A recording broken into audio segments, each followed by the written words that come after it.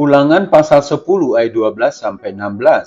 Maka sekarang hai orang Israel, apakah yang dimintakan daripadamu oleh Tuhan Allahmu selain dari takut akan Tuhan Allahmu, hidup menurut segala jalan yang ditunjukkannya, mengasihi Dia, beribadah kepada Tuhan Allahmu dengan segenap hatimu dan dengan segenap jiwamu, berpegang pada perintah dan ketetapan Tuhan yang kusampaikan kepadamu pada hari ini, supaya baik keadaanmu. Sesungguhnya Tuhan Allahmu lah yang empunya langit, bahkan langit yang mengatasi segala langit, dan bumi dengan segala isinya.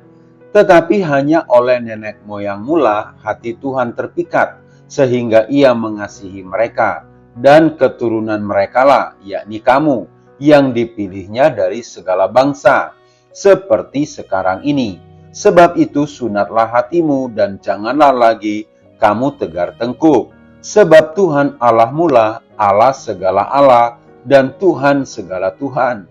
Allah yang besar, kuat dan dahsyat, yang tidak memandang bulu ataupun menerima suap.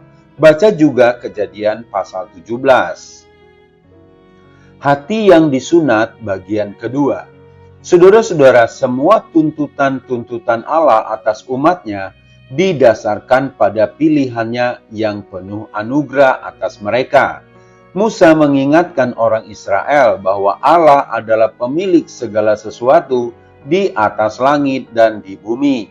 Allah mulai yang empunya langit, bahkan langit yang mengatasi segala langit, dan bumi dengan segala isinya. Lalu apakah yang memotivasi Allah yang mempunyai segala sesuatu untuk memilih orang Israel? Itu bukan karena adanya jasa apapun dari diri mereka. Dalam ayat di bagian sebelumnya, Musa berkata, bukan karena lebih banyak jumlahmu dari bangsa manapun juga, maka hati Tuhan terpikat olehmu dan memilih kamu. Bukankah kamu ini yang paling kecil dari segala bangsa? Ulangan 7 ayat 7. Sebaliknya itu karena perjanjian kovenan kasih Allah yang diungkapkan dalam pemilihannya yang penuh anugerah atas Abraham, Ishak, dan Yakub. Alasan bagi ditinggikannya Israel di atas semua bangsa lain ada hanya dalam diri Allah. Hanya oleh nenek moyang mula hati Tuhan terpikat, sehingga Ia mengasihi mereka, dan keturunan mereka lah, yakni kamu, yang dipilihnya dari segala bangsa, seperti sekarang ini. Ayat yang ke-15. Saudara-saudara, dengan latar belakang Allah yang mengasihi dan memelihara perjanjian ini, dengan perintah-perintahnya yang baik dan pilihannya yang penuh anugerah, datanglah perintah kepada umat Allah untuk sunatlah hatimu. Ayat 16. Sunat ditetapkan oleh Allah sebagai tanda yang kasat mata dari perjanjian anugerahnya. Sunat pertama kali diberikan kepada Abraham dalam konteks ini, dan Allah bahkan menandai pilihannya atas Abraham dengan mengubah namanya kepada kesempatan itu untuk mencerminkan janji dari perjanjian itu. Kejadian 17 ayat 5. Tetapi tanda lahiriah ini bukanlah tujuan akhir pada dirinya sendiri. Maka Musa mengingatkan bangsa itu bahwa hati mereka lah yang harus disunat, bukan hanya daging mereka.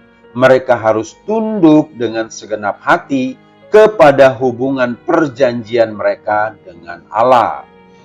Yang menjadi pertanyaan adalah, apakah kita menyadari bahwa pilihan Allah atas kita tidak kalah penuh anugerahnya dibandingkan dengan pilihannya atas Israel, dan bahwa hubungan perjanjiannya dengan kita juga menandai kewajiban kita untuk konsekrasi yang bukan sekedar lahiriah dan ritual, tetapi yang sejati yang dirasakan dalam hati. Memang benar bahwa sunat sebagai sebuah sakramen tidak ada lagi dalam era Perjanjian Baru ini, tetapi sudah pasti kebutuhan akan hati yang disunat tetap ada, dalam arti yang rohania, yaitu ketundukan dengan sepenuhnya kepada Allah. Saudara-saudara, sunat hati bukan oleh tangan manusia. Paulus menjelaskan dalam Kolose 2 ayat 11 bahwa sunat hati terjadi ketika seseorang percaya kepada Kristus dan melepaskan tabiat manusia lamanya.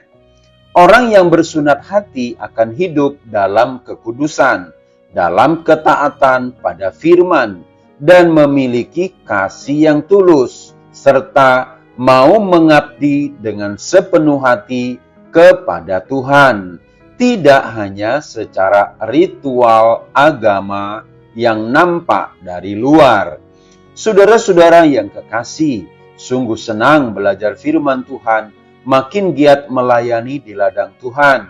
Mari melayani bersama kami, HOR Ministry.